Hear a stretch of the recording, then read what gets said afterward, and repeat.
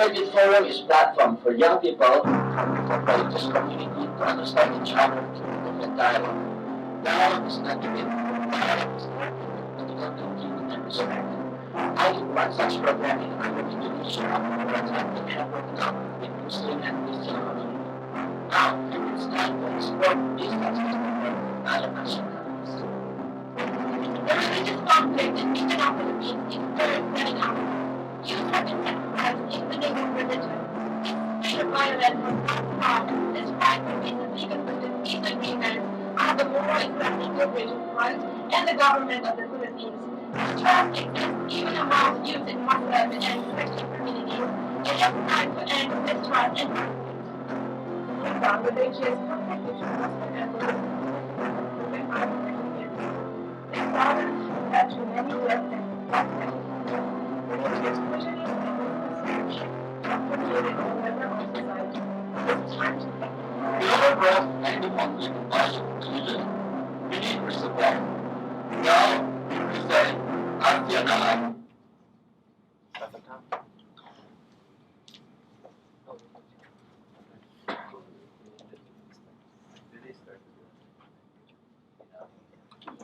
So, very good afternoon to all of you.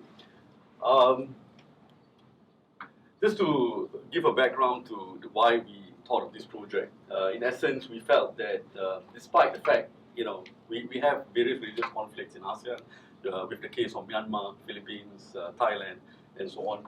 And although there's been peace agreements that have been signed at the grassroots level, people still feel discomfort. There are problems between different ethnic groups and religious groups, and we felt that there was a need for confidence building measures at the grassroots level, and for intercultural ties. And the reason why we use the word intercultural here is because we don't want to exclude anyone.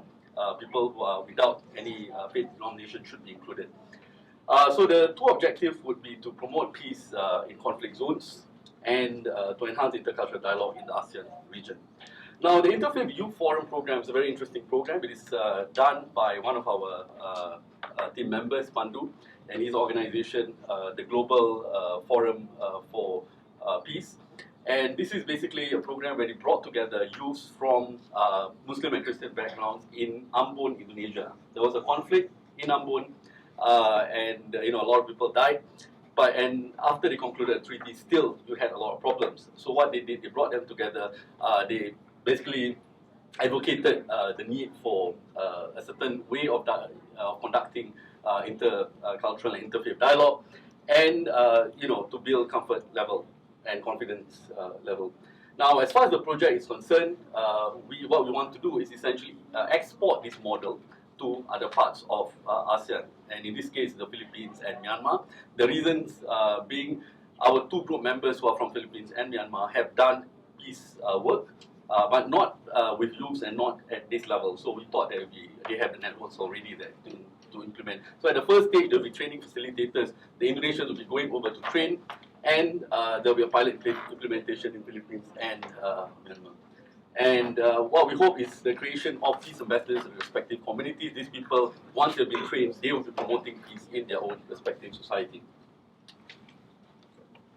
Now, the impact of the people that we were trying to do is that we try to engage people from different communities as well as faith together to work in the ASEAN region. And in the outcome, we want to resolve the conflicts that happen and to enhance the intercultural cooperation. And now, this program will be led by our team members, and then at the same time, we will include together 5 local volunteers from the state, from the region itself. Now, this project will try to estimate around 1,200 man-hours.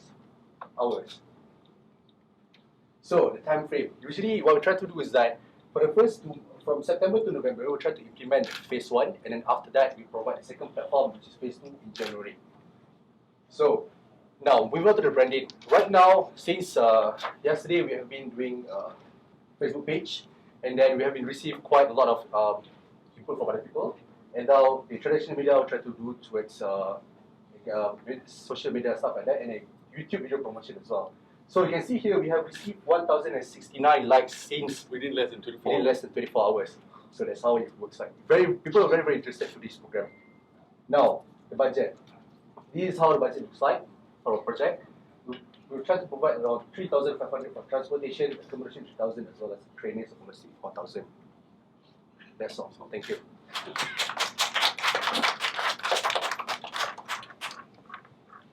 So that's supposed to be a question.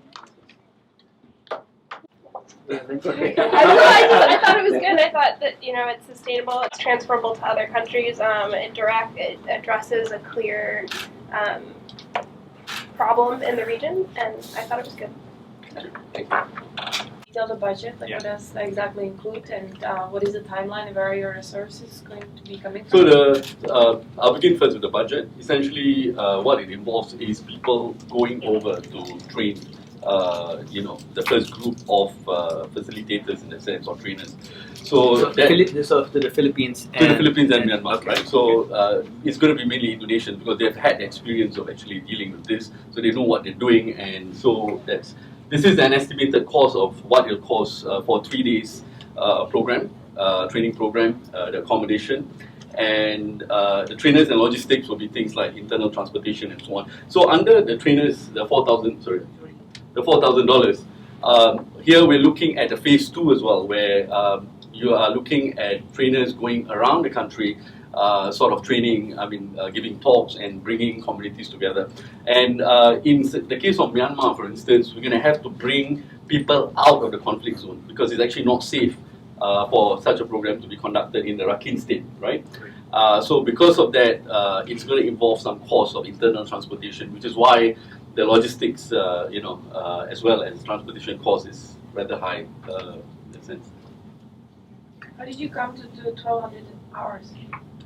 Well, essentially, you came out with that, so Yeah, actually, essentially the 12,000 hours because from what Pandu has experienced, he has estimated around that time. Actually, more than that. So by implementing with small budget, we try to put it down as much as we can. So essentially, Pandu's program took about 500 hours or 600 hours of manpower. So based on that, we're just doubling it up for 2 separate countries. It's it's an estimated.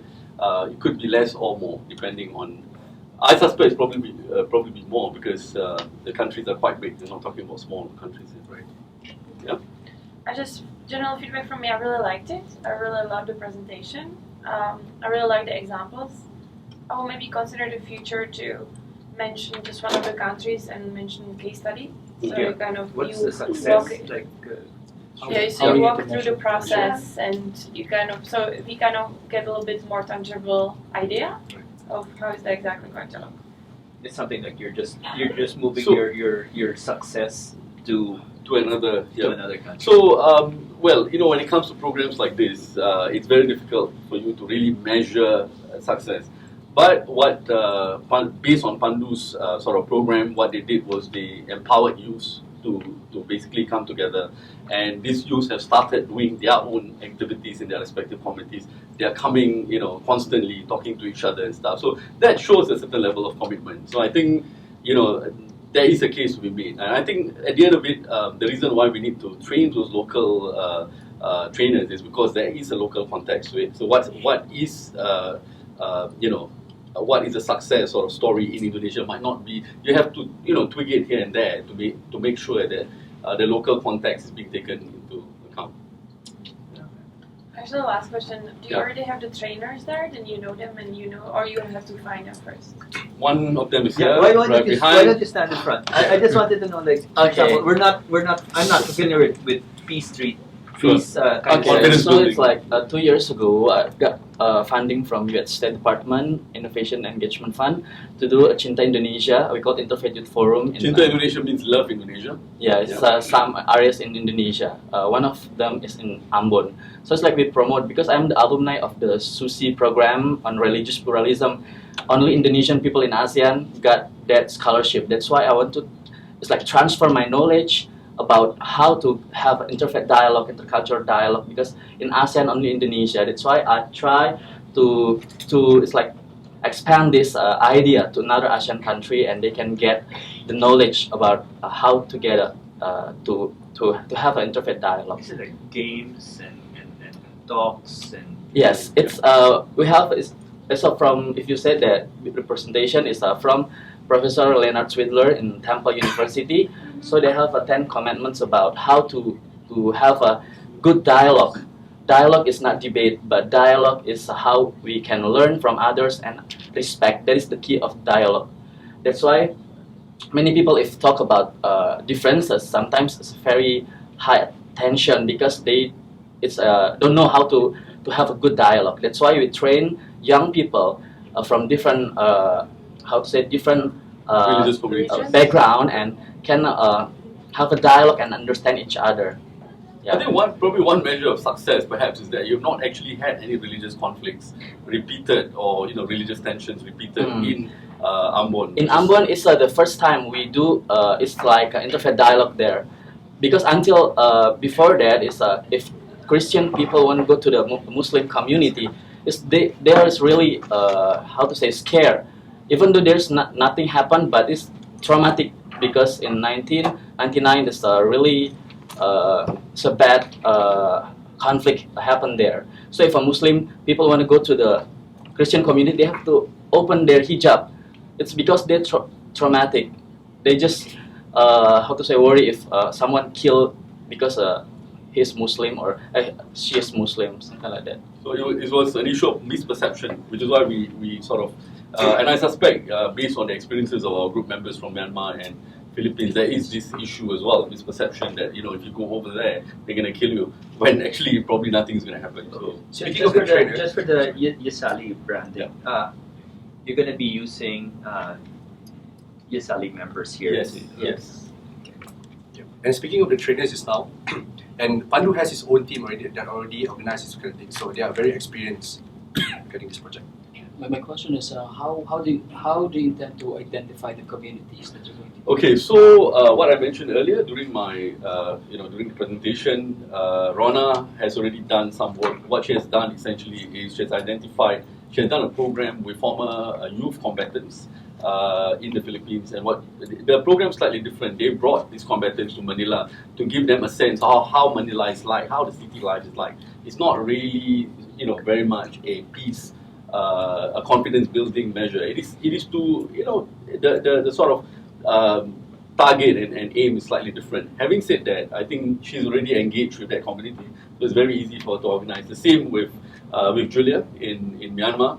Her organization is already in touch with addressing issues of discrimination and so on amongst in the Rakhine state. So which is why I mentioned earlier about bringing them out of the Rakhine state, because she said that it's not safe. So but it's possible to bring them out to have. So we already have within our group members some very strong partners who can actually work with us. So it's very sustainable. What I like about this idea is that it actually supports previous USG funded programs. Right. So there's a certain there's continuity. continuity. Building up one.